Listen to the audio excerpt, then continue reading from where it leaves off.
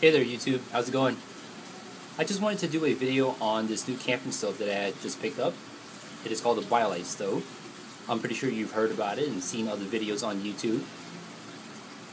What I wanted to do today was just to compare the Biolite stove to my current backpacking stove setup, show you the size and differences, show you the pros and cons, and show you the little details of the stove itself that other videos didn't touch up upon.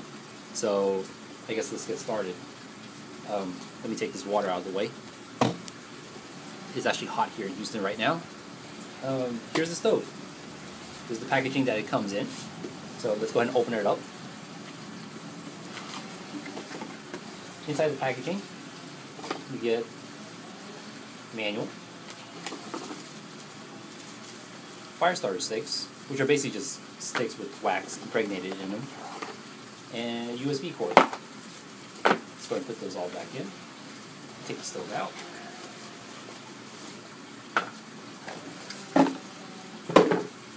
And there you have it. There's the Biolite stove. My current backpacking stove setup is a Snowpeak starter kit, which comes with a titanium spoon, 700 milliliter titanium cup, steel lid, stainless steel lid, and a gigapower stove from Snowpeak. This has been my setup for about 3 years now. It's been extremely reliable. I've never had any problems with it. It's very compact, fairly light. This is my favorite setup so far. As you can see, the size differences between the two. Let's go ahead and just take this out. One thing that's may deter you from getting a Biolite stove is, in fact, the size. I thought that it would have been a lot smaller than this, but it's not. It's actually fairly big. Even though they compare it to a Nalgene bottle, size of a Nalgene bottle, it's still fairly big for a stove. Considering that this is just a stove, I still have to have a pot that sits on top of it to cook my food, whereas this is an entire setup. But the cool thing about this is that it can charge your USB devices. It is a wood gas stove, so it burns its fuel very, very efficiently. And the fact that you can find sticks and twigs, you know, anywhere in your yard, backyard, front yard, on the campsites, on the backpacking trip, on the trail, you can use this anywhere you go, anywhere that has burnable material. So I guess if you're in the Arctic somewhere, then you probably couldn't use this, but anywhere else you could. So let's put this together. So basically, this device just sticks into that orifice. You have this little leg here that sticks inside of this little tab. It doesn't snap in or anything, but it just sits in there. But once you take this leg and you open it up, it latches itself in, and it's fairly stable. Actually, very stable. The legs, if you open them up, they splay out to make a very sturdy tripod. So once you have it open, this is the size of it compared to this setup. One thing I'm a little disappointed with is the fact that I cannot use this titanium cup with this stove, because if I put it on top, it sits inside of the that was a wasp. Inside of the opening. So basically, it just puts the fire out. So I guess that means I'll have to get a larger titanium pot. I guess that could be my excuse to buy new gear. I'm pretty sure everybody's familiar with that. So yeah, more money spent.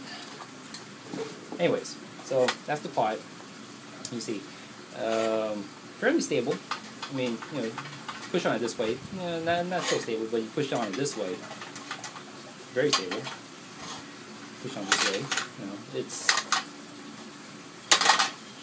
it's fairly stable. I like it. And of course it needs to, because your pot's going to be like this big and it's going to sit on top of it, so it's very top heavy. But it's very well designed. Let me bring it close to you, do a little close up, and then we can see all the little details of it. So here's the stove itself. You can see on the inside, the stove has holes in here where the air gets blown in. This little copper nipple is what transfers the heat to the Peltier device that's on the fan module. And let me go and take this apart. Here you can see the latching mechanism. If I pull this open, and then it just comes out. So let's take this out. Goes off to the side. Oh, well, let me show you the back side of this stove. So here's the hole that the copper nipple slips into.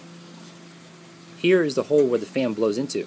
One thing you'll notice is that when the fan sits in, it doesn't quite sit like in it. It actually sits just outside of it. I thought it would have sat like inside of it to get all the air blown into the pots. Let me focus in. Sorry. I always forget to do stuff like that. There you go. Much clearer now. Anyways, yeah, so I thought that the orifice would have sat, or the fan would have sat like inside of the orifice instead of like outside of it. But I guess the pot might get too hot, and that might melt the plastic, which is why they designed it this way. But what that makes me wonder is whether or not we can actually use the stove just as is. Can you just put the tinder inside, put the kindling inside, and then on a windy day, point it in a certain direction so that the wind blows across the orifice and actually, introduce, oxygen into the fire and turn this into a wood gas stove. I don't know. I guess that's something I'll have to play with whenever I take it out on a backpacking trip. But I'll definitely let you know how that works. So here's the device itself. There's the little fan. I don't know if you can see the fan in there. Maybe. Here's the copper nipple.